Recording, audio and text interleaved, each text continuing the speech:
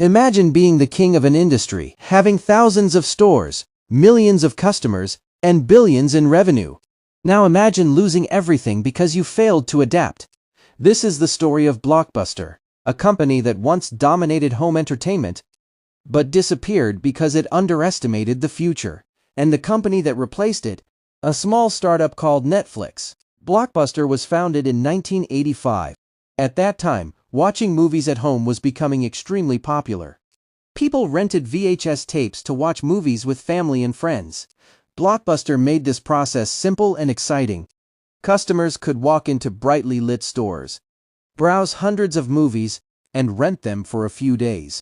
The company expanded rapidly across the United States and later around the world. By the 1990s, Blockbuster had become the biggest movie rental company on earth. At its peak, it had over 9,000 stores and millions of loyal customers. But there was one thing many customers hated: late fees. If someone returned a movie late, they had to pay extra money. Surprisingly, these late fees earned Blockbuster hundreds of millions of dollars every year. The company looked unstoppable, but behind the success, a dangerous weakness was growing. In 1997, a small company called Netflix was founded. Unlike Blockbuster, Netflix didn't rely on physical stores. Instead, customers ordered DVDs online and received them by mail. And most importantly, there were no late fees. This solved one of the biggest frustrations customers had with Blockbuster. At first, Blockbuster didn't take Netflix seriously.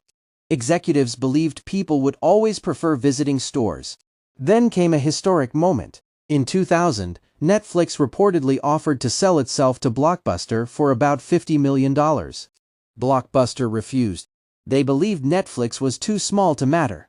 That decision would later become one of the biggest business mistakes in history. While Netflix focused on technology and innovation, Blockbuster stayed attached to its old business model. And slowly, the world began to change. In 2010, Blockbuster officially filed for bankruptcy. A company once worth billions had failed. Most of its stores disappeared. Today, only one Blockbuster store remains in the world.